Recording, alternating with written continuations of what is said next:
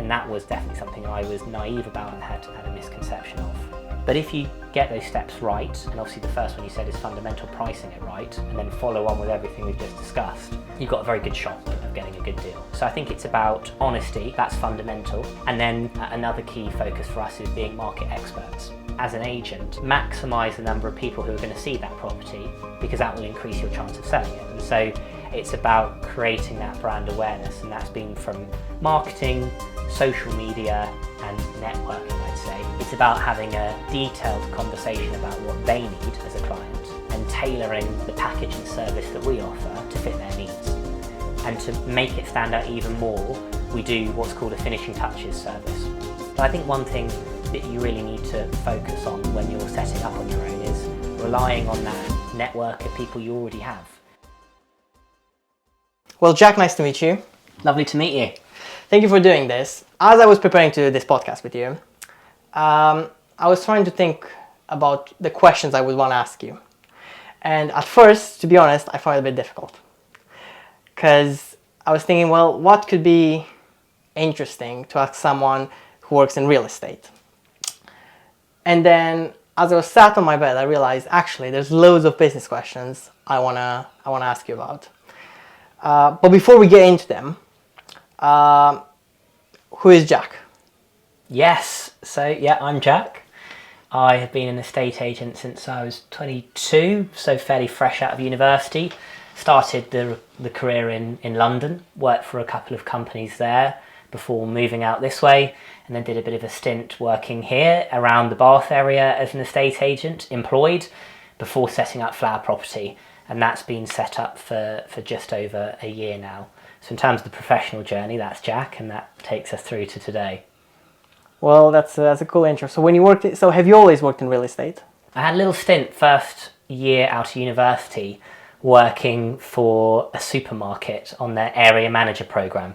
So where you get trained up to become a manager of stores and then a manager of multiple stores, which I thought would be really fun. It was a really well-paid job, but it just wasn't the industry and career for me. I've grown up around property my whole life. Most of my family and siblings are in that world.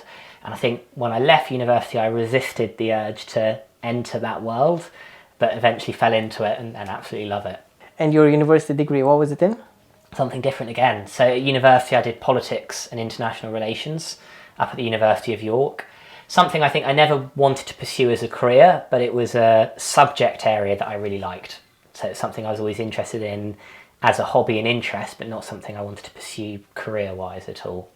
Is that still a hobby, politics and international relationships? Yeah, very much so. Yeah. And I think it's important to be aware of what's happening in current affairs, because it inevitably has an impact on the property market. If you don't know what's going on in the world, and all of a sudden things are happening in the property market which are confusing you, chances are if you look to what's happening in the world of politics and the broader world, you're likely to have your answer there as to what's happening in the world of property. So if you don't know what's going on there, you can be a bit lost sometimes. So it's still very relevant to what I do.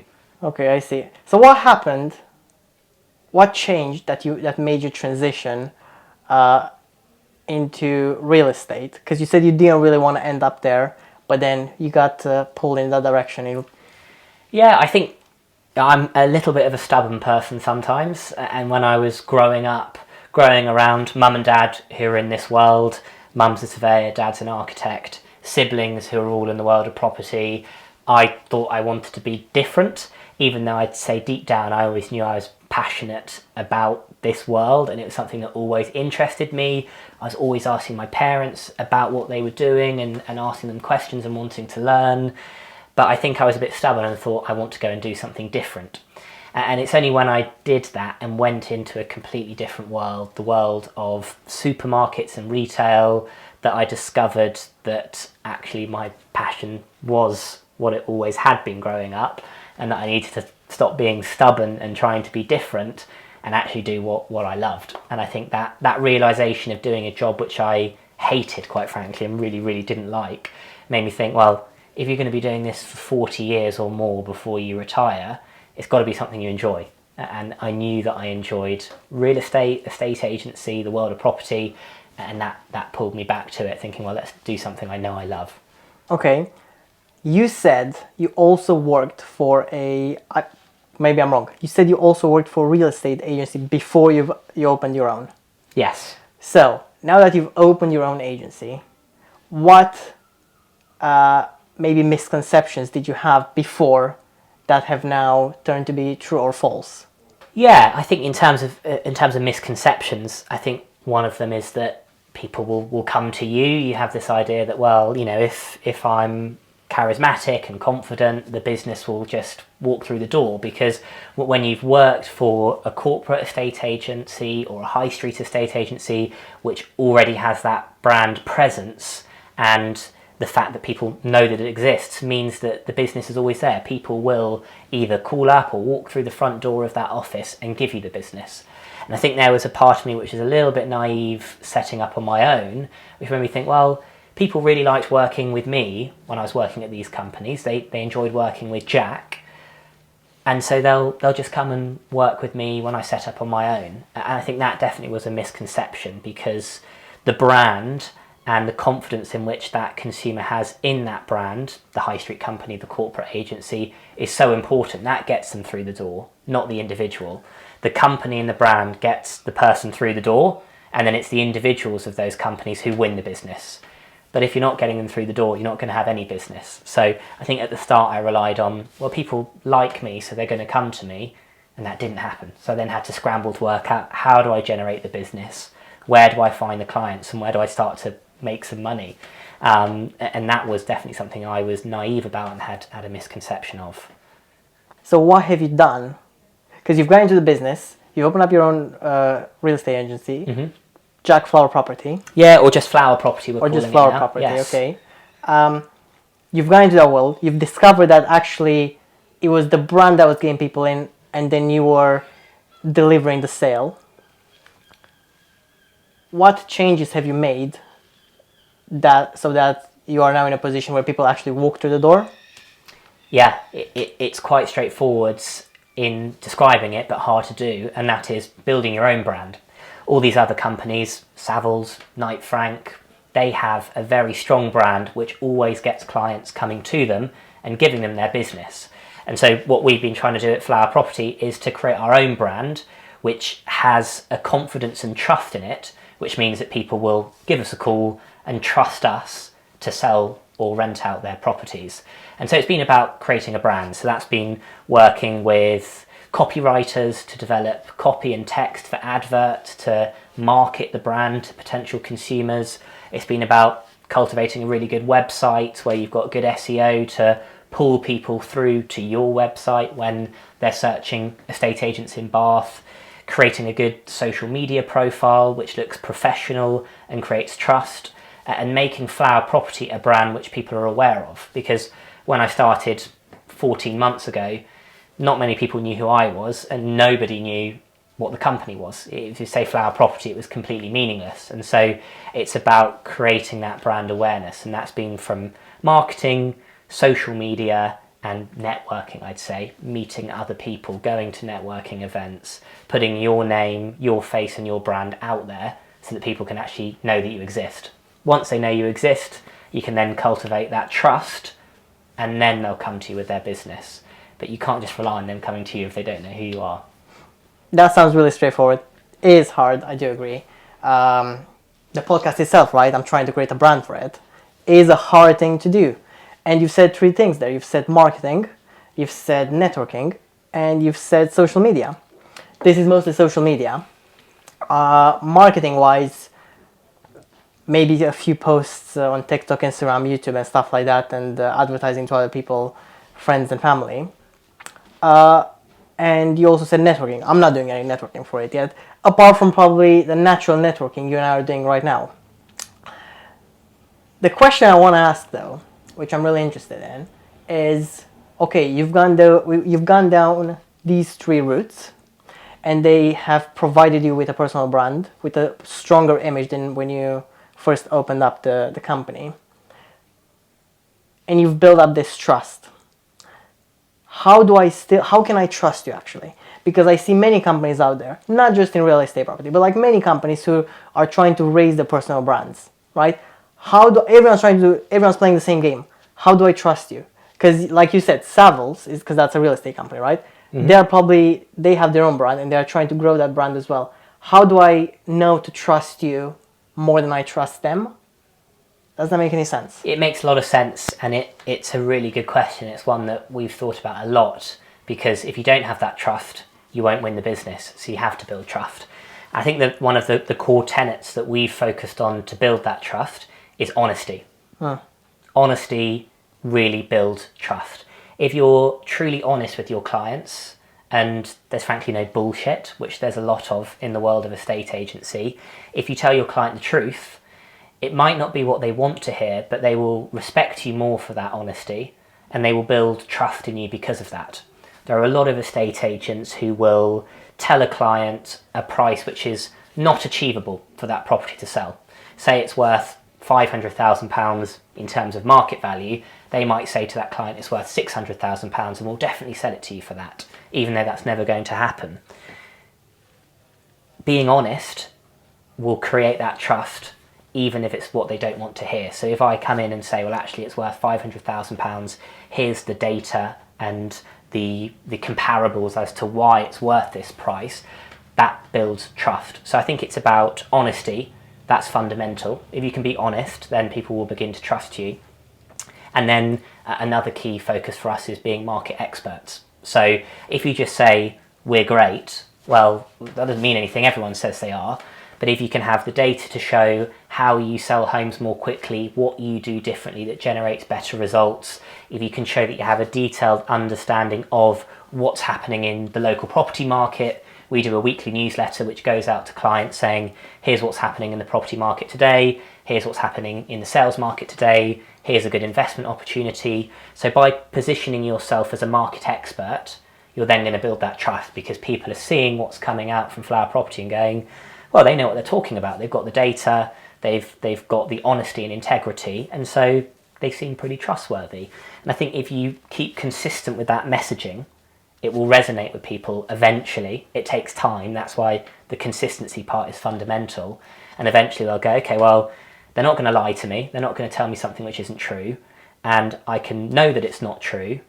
I can know that what they're saying to me is true because they've got the data and the evidence to back up that point. And if you do that consistently, eventually you'll gain trust. It makes a lot of sense. I think, honesty is fundamental, right? If you're not honest, they will eventually know, and then they won't do business with you. And you can go a step further and say they will tell others not to do business with you. Yeah, I see. Okay. Keeping on this line of honesty and fairness, I'm going to say something which might be completely wrong. Go for it. Real estate, selling, renting, managing properties. The way someone would make money in this industry is by, I'm guessing, taking a percentage of, say, I'm going to sell this, I'm going to take 10%. I'm going to help you rent this, I'm going to take some sort of percentage. Is that the main way you guys... That's the main way that fees are structured, yes. So it's a percentage of whatever the sale agreed price is, or a percentage of whatever the monthly lettings fee is. That's the normal model, yes. Okay. And how do you make that fair? Question number one. And how do you make it fair when you think about everyone else who's in the business alongside you? Well, I think fair is one way of looking at it, but the way that we try to look at it is providing value. So the fee that you charge should be representative of the value that you give to your clients. If you are delivering good results for them and you're getting them a strong price, you're selling or renting their home quickly to people who are good buyers or tenants, and you're communicative and your customer service is fantastic, you provide a lot of value, and therefore that value should be attached to a fair fee, a fair cost for those services. And if you are giving a good service, then you can charge a good fee. If you're not giving a good service and you're not giving good results to your clients, then you don't really deserve that fee. So I think it comes down to more the fairness is to do with value. If you can provide good value, then it's very fair to charge a good fee.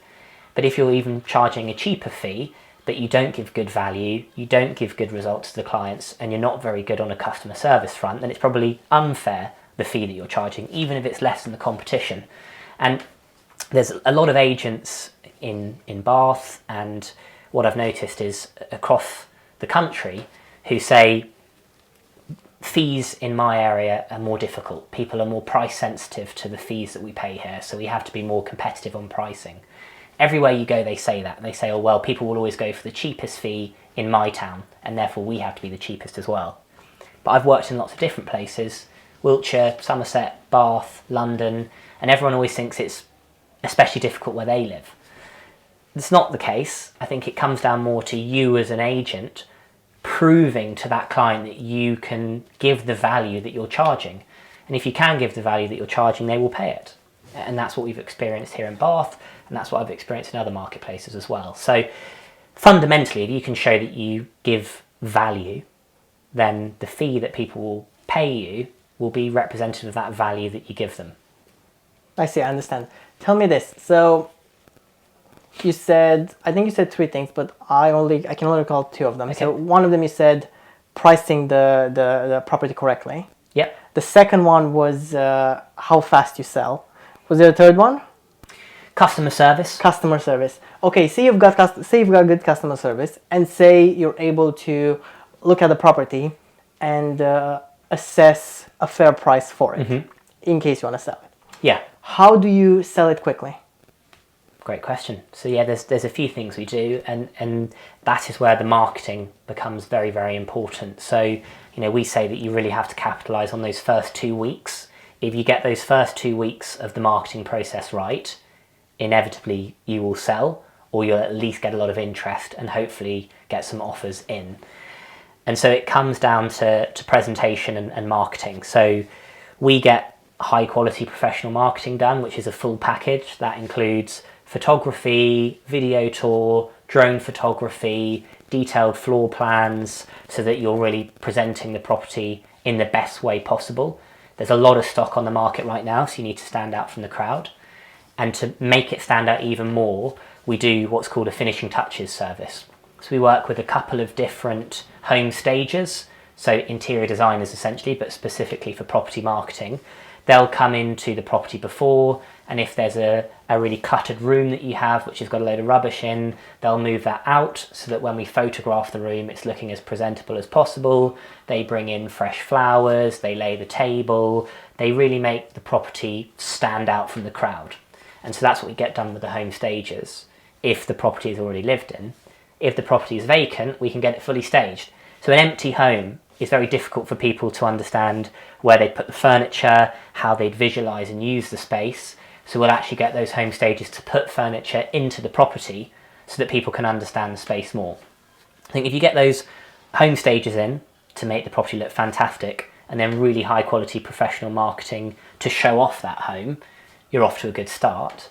And then what we try to do, which is slightly different, is stealing from other countries' strategies on selling. So rather than having viewings sporadically across the week, what we try to do is to have an open house, which is very much an American style of selling homes or an Australian style of selling homes, which is where you invite people into the property at the same time and you make it an event. So you build up excitement over a couple of weeks of it being on the market, and you don't have the odd viewing here and there. You have one big block of viewings where everyone comes in at the same time, and you have drinks and canapes at that open house, so people can not only see the house presented in its best light and have a nice glass of champagne whilst they're walking around the property, but also see that there are other people viewing that property at the same time, which instantly creates that sense of competition. People think there's someone else viewing it, so if I want to buy, I better come in at a good price, and I better move pretty quickly, otherwise I might lose out to these guys. Whereas if you're an estate agent just saying there are 3 other people viewing the property, they might think you're just lying to just try and get an offer from them. If they're physically there in front of you, you can't miss them. So that's something else we do to create that excitement. And then where we're different as well is we're very collaborative. There's a lot of estate agents who will put their property on the market and then they're very protective over it. They say, this is my property, no other estate agents can get anywhere near it, we'll only show it to our clients and our buyers.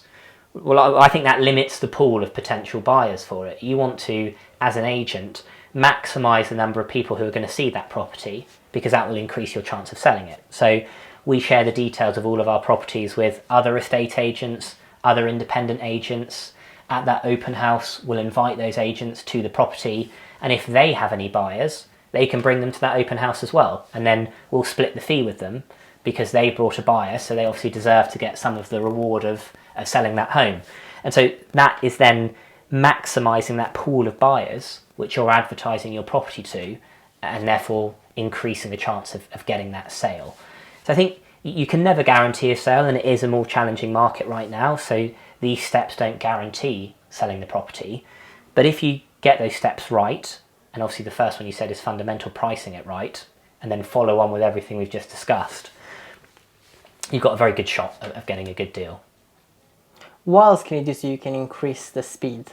Because say, for example, with videos and YouTube and TikTok and Instagram, it's become quite... one of the things you need to do with the videos is you need to have some sort of a hook. If you don't have a hook, you will stand no chance of making the people watch the video. Even if you do have a hook, it might still be that you need to do more things so you can keep the person watching engaged with the video. So that's one. You've given me a couple of examples there. You've given me marketing in the first 2 weeks, the open house. What else are you doing that builds up that momentum? Yeah, social media is important. I think a lot of estate agents are jumping on that bandwagon and using social media more. It's a great platform, and we've generated sales through it by having videos which we'll edit down to 30 seconds to try and be popping and as you said, hooking people in quickly, and also have worked with people like Your Bath Guide, Kyra, who you've met, where we've got her in to cross-advertise a property. So she will collaborate with me on a reel. I think we've done it for about 3 properties now with Kyra, and it will go on my feed, and it will also go on her feed, and she's got 25,000 followers or something on Your Bath Guide. So that is a way of cross-marketing, and you always want to entrust experts. I'm not very good at social media. I try my best, but the videos that I do and try and make appealing and exciting, if I'm lucky, might get a few thousand views. The ones we've done with Kyra have got like 10, 15,000 views when we've used her, because what she does is just better for social media. So that's something which has really worked, and it's generated viewings and sales off the back of that, from people saying, oh, I saw your video, really like it. And even if it doesn't sell that particular property, you've then got a buyer who might say, well, that's not exactly what I'm looking for. However, if you've got anything like this, let me know. And then when you do, you can go back to them, and you would have never had that potential buyer if it weren't for utilising social media. So yeah, it is important, and that's another vehicle which we've used to try and get people through the door and sell homes. I've seen one of the videos that you guys recorded. It was I can't even describe it, right? Because like it's just like a property. It was looking really well though. It looked like a remote-ish property, maybe 1 floor. I don't really remember, but all I remember though is the video, and the shooting was really good. Yeah, it was really good. I watched it a couple of times. Like, yeah, I would like to live there. It's a nice looking house. Yeah. Another thing I wanted to know is how many, like when it comes to like people coming through to say sell their house or have their house rented, do you have more people at the moment who are interested in properties with you, or do you have more people who are interested in having their properties rented or sold? There's probably more people looking to sell. If you look at the amount of stock in the sales market, it's significantly higher than the amount of stock in the lettings market. But actually the reality is a little bit more complicated than that. There's a lot of properties on the sales market which aren't selling, so the stock levels appear much higher. In the lettings market, so for people looking to rent out their properties, it's incredibly competitive. So if you put a property onto the market, it rents almost instantaneously. So although that stock level is looking lower, that's just because the turnover of properties coming onto the market and then renting is so much quicker than sales. Mm-hmm. So there's more properties in the sales market, and traditionally transaction numbers, the number of properties selling, is always higher than lettings. But in terms of what is hotter or what is busier, it's very much lettings and renting. That's a very, very hot market, whereas sales is a bit cooler at the moment. When it comes to letting, if there's one thing I hate, is having to look for a property where I can go and and basically find a place to rent, right? I'm happy with my place now, but it was so hard to find something. Like you said, there's a house on the market, it goes immediately. Yeah. Is there anything anyone could do, like as a student or as a 25-year-old who wants to find a place to rent? Is there anything they can do so that they can get a better chance at viewing and sign the contract? Because it's really hard. It's really hard. As you said, there's a house on the market, it goes out immediately. Yeah, I think there's a few things you can do in terms of making sure you're on the ball. Setting up Rightmove alerts is a good thing to do. So on Rightmove, you can put in a search criteria, a maximum budget, a search area or postcodes, and as soon as a property is launched to market, you'll get an email, and if you've got the Rightmove app, you'll get a push notification saying new property that matches your search criteria, and then be the first to inquire on it, to move quickly, to phone up the agent and say, I've just seen that this has come on, please may I book in to view it. That's really important because you need to get through the door. If you get through the door at the moment in the lettings market, it still doesn't guarantee you securing the property because there are so many people viewing it. And that's where I think really putting the effort in to having a good offer is really important. So what I mean by that is landlords want a few things. They want a good rental price. Of course, they want to get a good return on it, but that will usually be the advertised price, so you know what it's going to go for. If you can offer that, great. They usually want tenants in for a while, so if you're in a position to be able to offer a longer tenancy, say a couple of years, as opposed to 1 year, that's going to put you in an advantageous position. And then they want reliable tenants who are going to pay their rent on time. So when you're putting an offer together, I think it's really good to put in a detailed description about you, or you and the other tenants you're going to rent with as people. You know, I'm so-and-so and this is what I do for work, these are my hobbies, we're really clean and tidy, we're good tenants.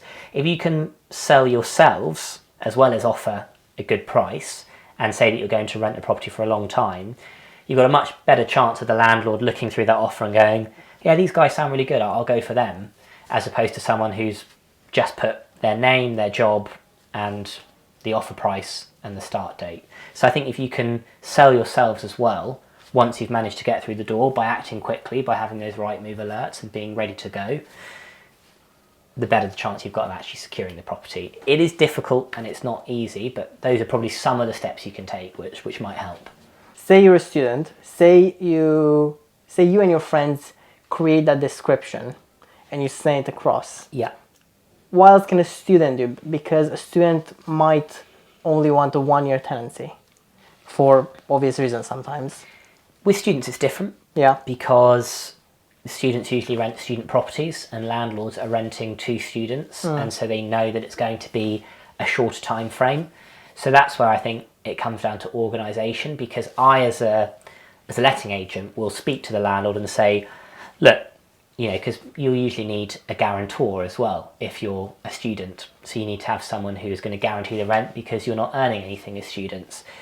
If I've had someone put an offer forwards where they've got all of the tenants' details, 4, 5, 6, however many bedrooms the properties is, and all of the guarantors' details, contact details for them, details of what they do for work, if they're very organised and give me that information right away, as opposed to 3 of the tenants giving me the information they need and then I'm waiting for 2 others and I can't get through to them and they're not picking up the phone but the other guys are, chances are I'm speaking to the landlord and say, look, well, we've got a few different groups of students who are interested in the property. However, these guys are so organised and on it, they sent everything through right away. Every time I've picked up the phone to ask them a question, they've picked up and answered right away. So I feel like these guys are more communicative, and if things go wrong, we've got a much better chance of dealing with them as opposed to people we can't get through to. So I think having your ducks in a row in that front and being really organised is very helpful. Again, doesn't guarantee anything, but it definitely helps to show that you're organised and on it. Yeah, it's probably one of the things you can do, I'd say, as students. While you were talking there, I was thinking, how can you translate that? We talked about trust a while ago. How can a group of people translate that trust over to the owner of the property? And from what I'm hearing is that some of that trust gets translated to you, that then gets conveyed by you to the property owner. Very much so, because fundamentally it's the landlord's final decision. Who they go for is completely their choice, and we can't control that as lettings agents. However, we are the people who have met the tenants. So if you're really polite and friendly and you arrive to the viewing on time and you are very organised, as we said in the last point, then if the landlord asks me the question, well, we've got quite a few different groups, what would you recommend? Well, I'm much more likely to recommend that group who have done all those things, who have been polite, who arrived to the viewing on time, who are really organised, because I've got that relationship with them in a way that the landlord has just seen some text in an email with the details of the offer. So, I'll be able to contextualise that actually to a real relationship in a way that he can't from just reading an email with an offer on. So, in life in general, if you can be polite and nice and friendly, it will get you a long way. So there's no harm in doing those things, and that will likely convey trust to me, which will then be passed on to the landlord as well. Yeah, makes a lot of sense, because I can bullshit in that description I give you, but then I'll be honest with you when you see me in person, and if those things don't match up, then you've got a problem. Yeah, exactly. Yeah, it's much harder to disguise your real character in person than it is when you're writing an email about who you are. Focusing more on your business now, how many employees have you got? It's just me. Just you? Just me at the moment. I've got my brother who is moving to Bath and joining. He will be the first employee in September. But first year, as we said, 14 months in, it's been just me trying to survive. How do you handle all this risk? Because I'm guessing you've got some sort of risk on your hands here. How do you handle it? Yeah, it's a good question. I think I'm quite a risk taker in life generally. So it's something I've got an appetite for. I think most people who start up a business from scratch enjoy the risk or enjoy elements of it. I say it definitely drives me to take that risk and pushes me to go harder and further to try and make a success of it. I think it is challenging. I think one thing I've tried to do is at the start give myself a really good contingency financially. So, I saved up about 6 to 8 months worth of savings where I knew it might be that I don't make much money at all for these first 6-8 months. So I've got enough money to pay rent, cover bills, council tax, food, and stay alive in that period of time. That gave me that cushion and confidence to know, well, even if it doesn't work out for those first few months, I've got that lifeline there. So I think at the start, being prepared and giving myself a little bit of a cushion financially was very helpful. I know not everyone maybe has that luxury, but if you can, give yourself a sort of contingency fund before you start. I think that's something I'd very much recommend, because then you can focus on building the business, and then any income which comes into the business in those first few months, you're not having to worry about using that income to pay for your own living expenses. It can be reinvested straight back into new marketing or new ways of expanding and growing the business. So that was something which was very helpful at the start. But I think in general, I quite thrive off and enjoy that risk and that challenge. And so it's something which, it has been almost overwhelming at times, but most of the time it's been quite exciting and has spurred me on, if that makes sense. That's the handling of the risk. Can you tell me some risks you might have to your business or that you are facing every day? Yeah, I think the risks, again, are fundamentally financial ones. It's about not bringing in the business which is going to cover your costs and make a return from it. The big risk in the estate agency world is that you don't get paid on the deal until it completes. So say you put a property on the market today and you sell it tomorrow, which would be great if you sell it really quickly. It's probably going to be at least 3 months before you actually see any financial return from that, before that deal then goes to exchange and then completion, and it's only on completion that you get paid. So the big risk is that you build up what we call a pipeline in the estate agency world of deals which are under offer, sold subject to contract, but then it's out of your control so much. We've spoken all about the marketing, putting the properties on the market, getting it sold. However, once it is sold, it's then into solicitors' hands.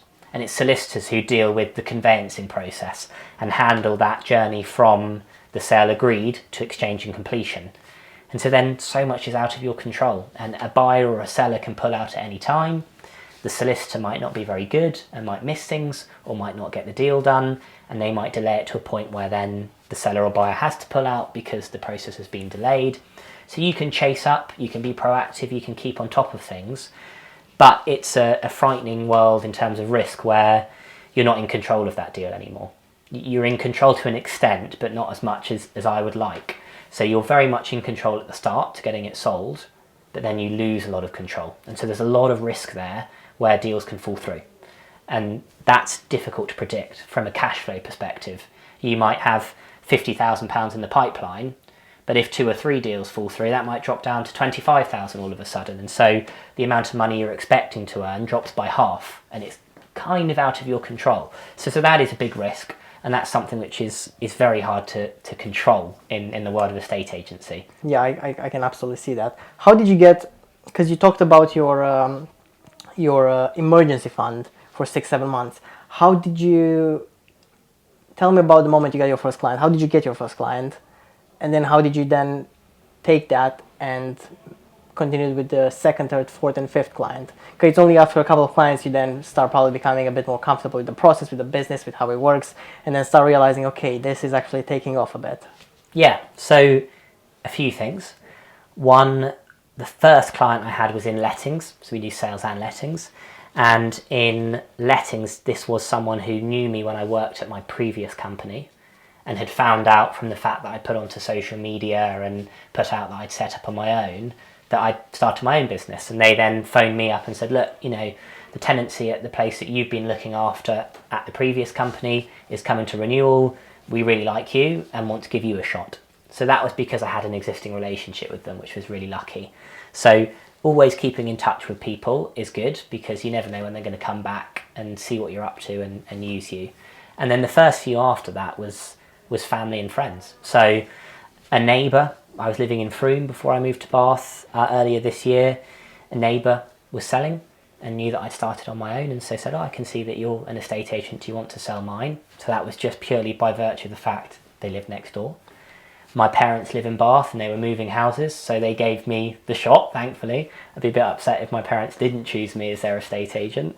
So they gave me a chance to sell theirs because they were then moving to buy another property in Bath. And then from that, you then meet buyers who are buying those properties, who then have something to sell, and the snowball effect starts to take place. But I think one thing that you really need to focus on when you're setting up on your own is relying on that network of people you already have. You don't have to build a completely new network, especially in the world of estate agency. Most people are either tenants, landlords, homeowners or home sellers. I think pretty much everyone in the country is. So your own personal network inevitably will be at a point where they need an estate agent for one of those parts of the transaction. So just letting your whole personal world know that you are on your own, that you set up as an estate agent, that you're doing sales and lettings, means that the chances are they'll see what you're doing and come and use you. And if they've got that personal relationship with you, they're much more likely to go and use you because they know you and trust you already. You don't have to build that trust. So friends and family was like a godsend to begin with. And then from that, it's been a lot of networking, marketing, all the other things we discussed. But yeah, those first few deals were either people who either knew me from my previous job or friends and family. Yeah, thank God your family came to you, right? Yeah. No, that's a really cool, that's a really good way of starting, right? If you hadn't had that relationship, then you would have had that client. And if your family hadn't decided to sell the house, then you wouldn't. No, that's really good. Talking about lettings and selling houses, obviously, any sort of house could be sold or could be let. Thinking about the levels, there's levels to it, right? You've got a premium house, really expensive house. You've got maybe a medium or an average looking house to rent or to sell. What sort of categories of properties are you selling or letting? Yeah, well, we've done a real variation across the board, and especially at the start, I think you want to take on any deal you can to just generate some income. But we are trying to focus more on a premium property because of the additional marketing we do, because of the extra costs that we have in setting up a sale, because we put a lot of money into marketing each property. We need ones which are a little bit more expensive to generate a fee which covers those costs. If we were selling kind of really cheap entry-level houses, we'd struggle to make much of a return. We've done it, and I've had help on selling some of those, but it's hard to actually make much money from it. So I think we're trying to work on nice flats in Bath city centre. That's very much my focus, especially around the Bathwick area. Nice flats which are 1, 2 bedroom, 3 bedroom between, say, 300 and 650. And then ideally to get into some of the bigger houses. We've had a few houses, like the one that you saw which Kyra went into, one of the videos we did with her. We've had a few bigger houses, but would love to get some more of those. And then that partners up quite nicely of having flats in Bath where there's usually more of a turnover, they sell a little bit quicker, and they generate a good fee but not a huge fee. And then you have those premium houses which take a little bit longer to sell, but the financial upside from those are even higher. So if you can sprinkle those two pieces together, I think you create a good pipeline. In a lettings market, it's everything. There's not really a specific area we focus on so much. Happy to take on anything, but most flats in Bath city centre are quite nice. It's quite a nice, beautiful place anyway, so it's hard not to get more premium flats in the city centre at least. Tell me this though, so obviously you're taking any deals at the moment and you kind of want something more premium. Where do you hope to go? Do you hope to go somewhere where premium is in the category of millions of pounds? Or do you hope to stay somewhere in between, say, 500,000 and 800,000? I think it's impossible to predict because you don't know exactly where the business is going to lead you. You make predictions, but sometimes paths can diverge because of certain things which happen. I feel that the core of what Flower Property is going to be is flats in the city centre. That's been the vast majority of what I've already done. It's what I've got the track record in. It's what I know. So I think, flats between, you don't put an exact price on it, but 400 to 800,000 is very much what I think the core will be and will continue to be, because there's a good turnover, because there's crossover to lettings. A lot of those properties investors will buy to then rent out, or investors will buy to use as an Airbnb, so it links up with the other parts of the business, the letting side of the business, and then also working with investors. And then you have the premium properties, the £1 million plus, £2 million plus, of which there are loads in Bath, to give you sort of a cherry on the top, essentially. Sell a few of those a year and it generates a really good profit on top of the core part of the business which keeps you going. That's what I anticipate, but I think it's impossible to make exact predictions. You don't know kind of exactly what's going to happen. But where would you like to be? If you were to decide, if the business was in a good place right now and you were able to say, look guys, I don't want to focus on medium flats anymore. I want to focus on, say, the super premium ones. What choice would you make? Where do you want to go? I wouldn't want to go super premium. No. It's really tough to get deals done there and they take a long time. And by that in Bath, I'm probably saying £2.5 to £3 million plus, or maybe £3 million plus. There's such a small buyer network for those. It's such an international buyer base and a London buyer base that being a Bath-only estate agent, you'd struggle to have that network of high net worth buyers that some of the international estate agents have and some of the London agents. So I think it would be hard to find buyers for that because I don't have that network and the deals take a long time to get through. It's a great upside when you sell one, but it takes a long time and I don't think I've got the patience for that. I wouldn't enjoy a deal taking that long. So I really enjoy the flats because it's something which I know, it's something which I enjoy, and I find often, I don't know if it's necessarily true, but in my experience, a lot of the time, and understandably so because they're paying you more, the higher the value of the property, the more demanding the client, and sometimes the more unreasonable the client can be. It's not always the case across the board. I've had some clients who sell more expensive homes who are wonderful, and I've had some clients who are selling very, very cheap homes who are very challenging to deal with. But in my experience, as a rule of thumb, because they are paying you more, they do become more demanding potentially, and the whole process in terms of buyers and sellers can become more challenging with more difficult characters. I very much enjoy that core part of the market with people who are purchasing second homes, which it often is in Bath, and that turnover rate I like as well, of getting a deal through quickly, getting it sold quickly, and really pushing to get it completed in 12 weeks, as opposed to a massive estate, which with the conveyancing process could take 6 months, 8 months, a year to get done. So yeah, I'd probably still say what we're selling the most of now is what I'd continue to like to do. Are you a good salesperson? I think so, yes. I think I'm a good salesperson, and I think sales is changing. You know, there's a perspective of sales which is all about confidence. It's about selling the features and benefits of a property, about being a little bit loud, brash, wearing a shiny suit. But I think that's a little bit outdated, and I think a lot of both sellers and buyers, landlords and tenants, can see through that. And we spoke about bullshit earlier on, and I think now a lot of people can see through that classic sales bullshit. What I think a good salesperson is, and what I try to do, is about understanding your client's needs, understanding the problems which they have, and offering the solutions. And that's what we've tried to do with the business model that we've created. That's what I try to do with every conversation that I have.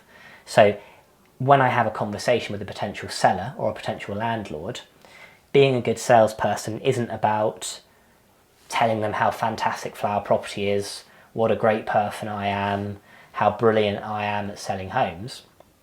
It's about having a detailed conversation about what they need as a client and tailoring the package and service that we offer to fit their needs.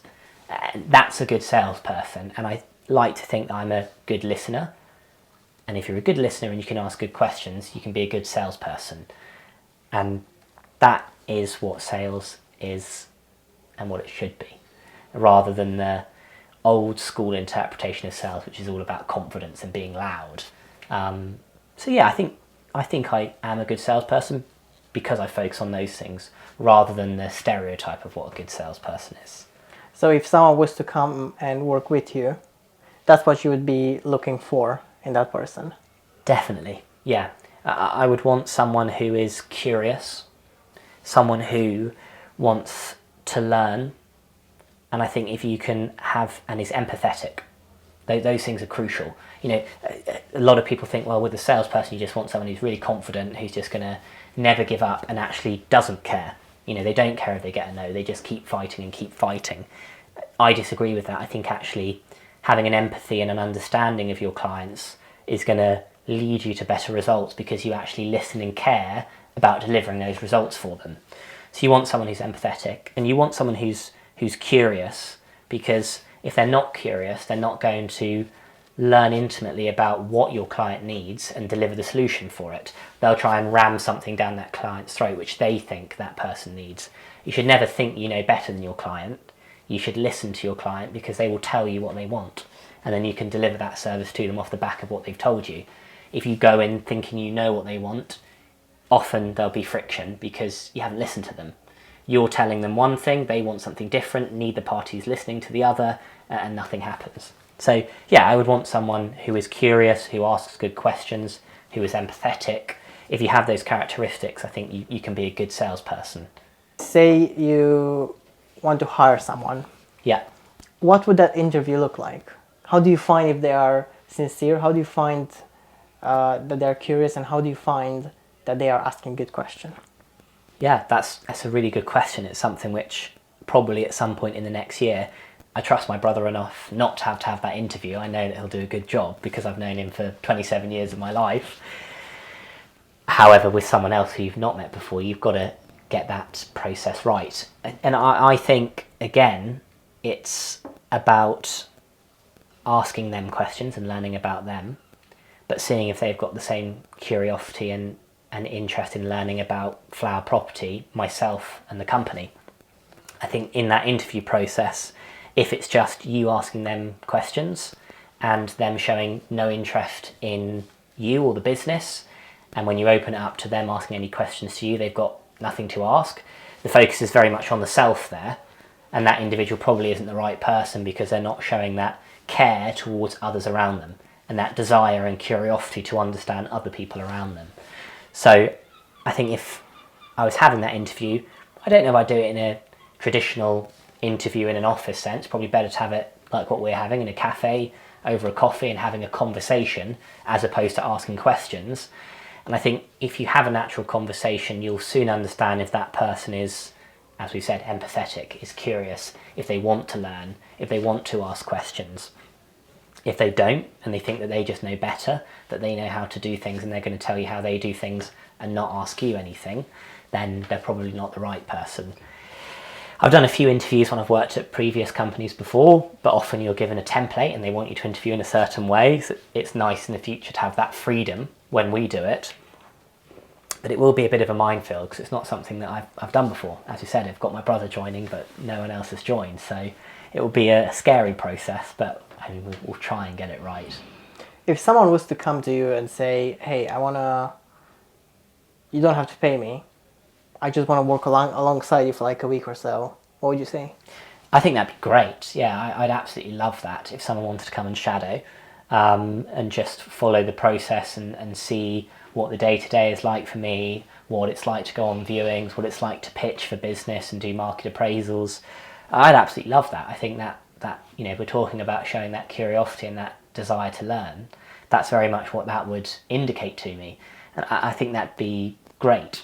And actually one of the things which I've thought about doing, which I would probably try and do when we implement it, is try and actually take on someone who we don't pay, someone who works on a commission-based structure where you say, look, you can join, you can leave any time, there's complete flexibility, but you'll get 50% of every deal that you make, as opposed to you're on a salary and you earn £150 for every deal that you make. I think you're much more likely to get someone then who's more engaged, who wants to learn, who is hungry, because the risk is there, like the risk that I took when I set up the business. The risk is there for them, but the financial reward and the reward in general is much, much higher. So I think potentially the first person we actually take on for real after my brother would be someone who's not paid as well. They'd be working on a purely commission-based structure. But yeah, if anyone wants to come and work with me for the week or whatever, or just a few days, I'd love that. They can let me know, drop me a message. That's cool. That's good to know. I might be interested. It sounds like a really cool market to work in. I think not always. I think over the past couple of years, I've admired how real estate works, and not just here, but in the United States as well, because like that's a big thing there as well. I think it's an interesting industry, and it's one of the things that I find interesting is. Not interesting. One of the things I like about it is that you go out and you meet the people, and it's more interactive and it's more customer facing rather than say I'm a software developer, right? Mm-hmm. What do? I sit down on the computer and I write code, and sometimes I might meet up with a client. That's boring. Like I'll be honest, it's not something I want to do forever. But yeah, this is it's a really cool thing you're doing. You like taking risks, and you have been exposed to this industry for a long time.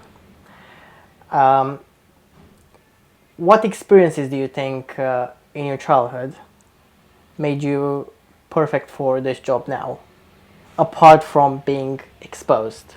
So what experiences have made you want to take more risk and want to go into this modern role of sales? Yeah, it's a good question. I think one is that not just because I've been exposed to a state agency, but my parents in property were entrepreneurs themselves. They ran a business together. They're retired now, but they ran their own business when they had loads of kids to raise and look after. So they took big risks, and the reward for them was there. They had a successful career and did really well and managed to retire at not too old an age. So I think that model and journey was there, and I'd seen people who were very close to me, my parents, take that risk and see the reward from that hard work. So I think that opens you up to an appetite for risk by seeing that. I think my skills in the job as well, in terms of going to being a salesperson, what attracted me to the world of estate agency is I did a lot of acting when I was younger. So I've always done performances, always been on stage and doing shows. And I think that gives you a confidence, which is really important because, as you said, the job is very much, there's not much technical skill to the job. Technically, you could learn everything from shadowing me for a day. You pick up pretty much everything. The challenging part is cultivating relationships and getting to know people and having that confidence of meeting a total stranger, developing a relationship with them to the point where they trust you to sell what is most likely their most expensive asset, their home. They have nothing which is more valuable to them than that. So it takes building a lot of trust. So I think in childhood, doing that acting and building up that confidence and meeting new people through that gave me that maybe propensity to be able to be confident and meet people and have that self-belief.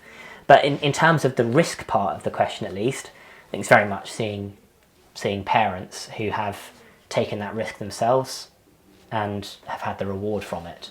And so you hope, I don't know yet, it's very early in the journey, that I can have that same reward from taking that same risk.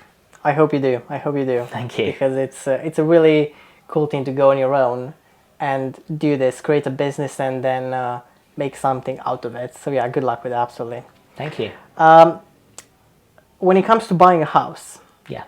how old are you? 27. 27. I'm 24.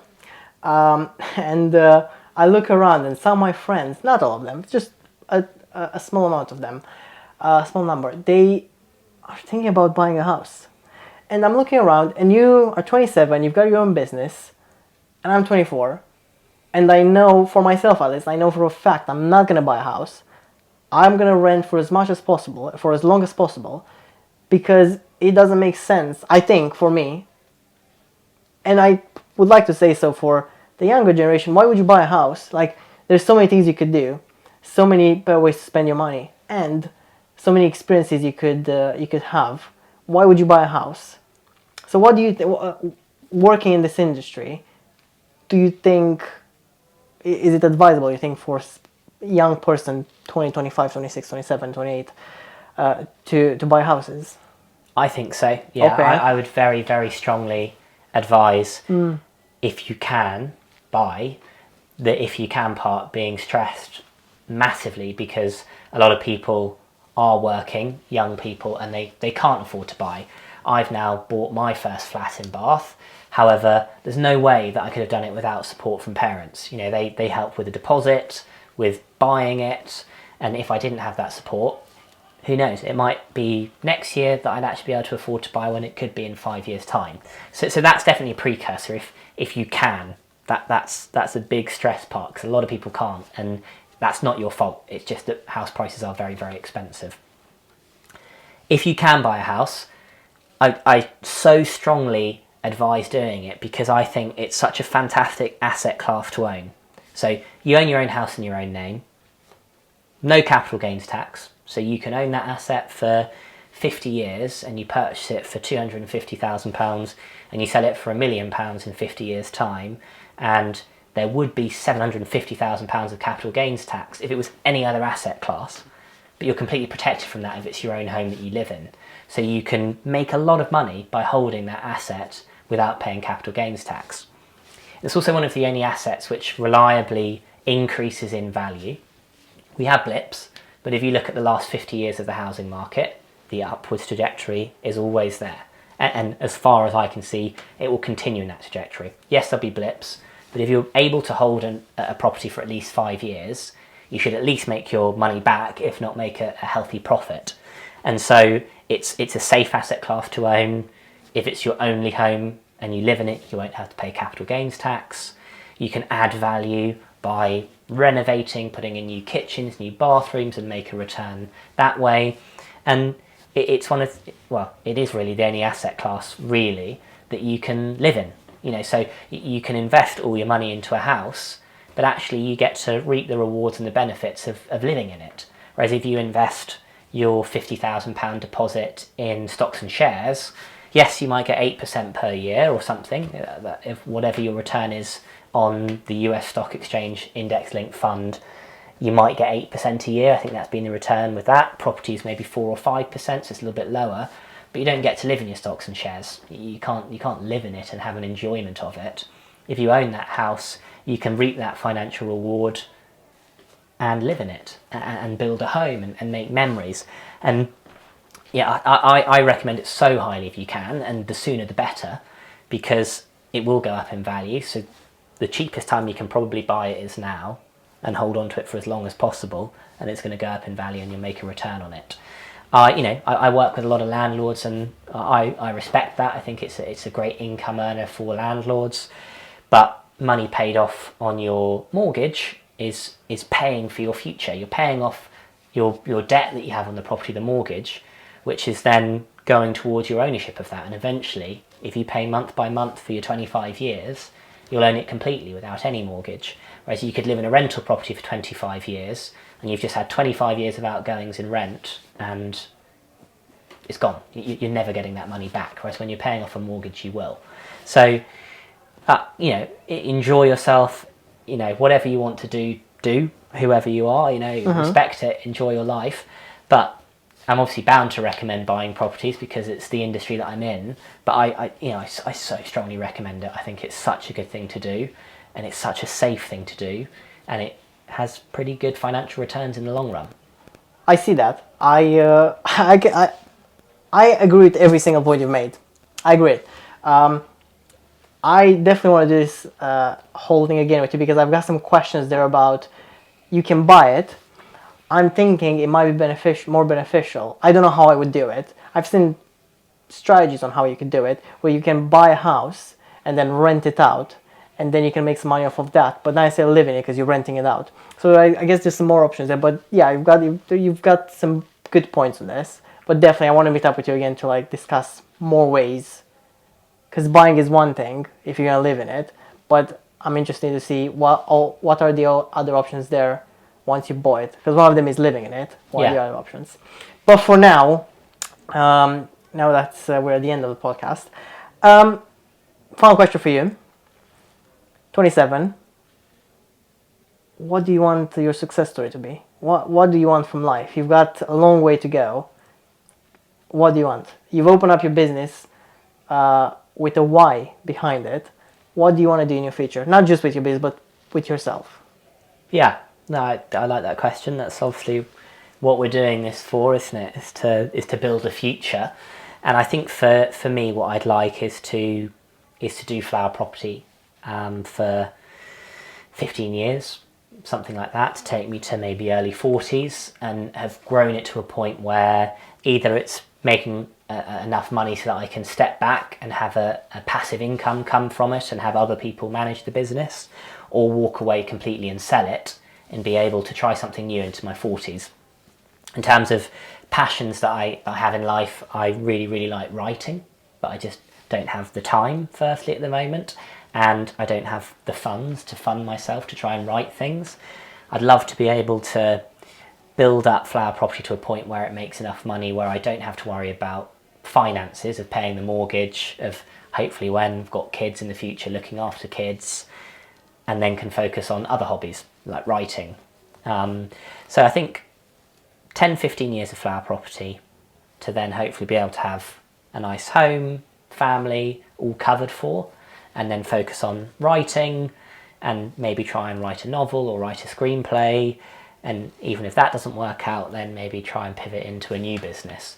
But I think there's definitely an expiry date on doing this. I absolutely love it for now, but I do like new things and change, and there'll be a point, I think, probably at that mark where I want to try something different. And then after that, I haven't looked anything further than that in my mind in terms of what I'm planning. That's a good vision. That's a good plan. And you seem like an honest person. You seem like a nice person, kind, genuine, and I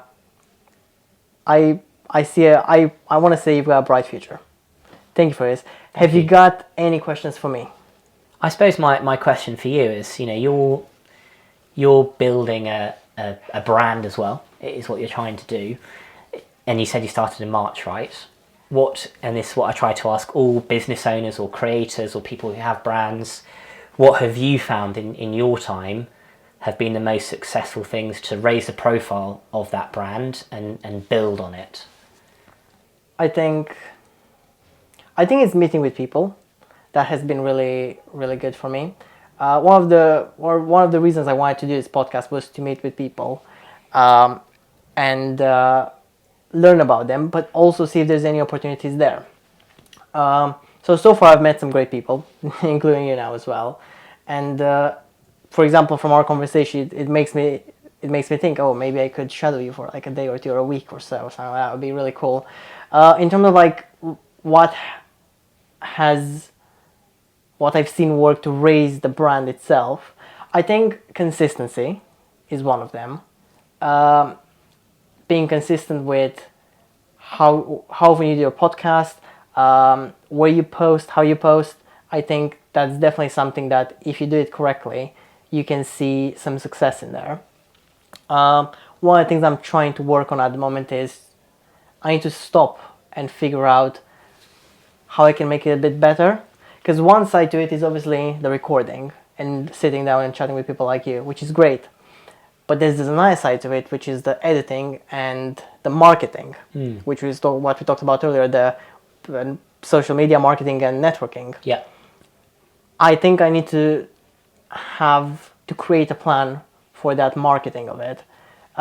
Because if I want to see some success there, I need to be more proactive and more intentional. So yeah, there's an area in which I need to explore more.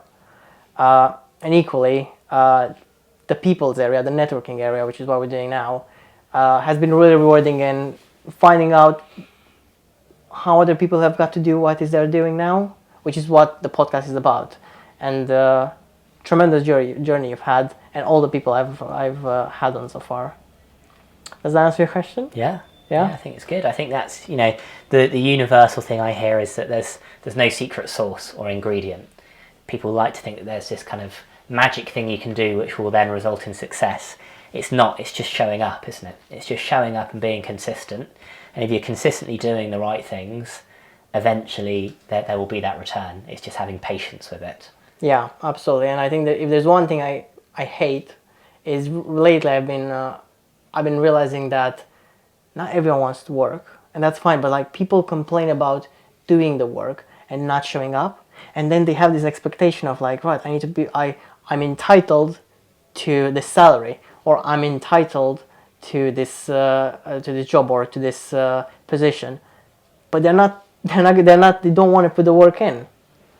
I do this on the side and also work and also try to do other things, and I like it, I love it, and I hate when I meet people that are not like this.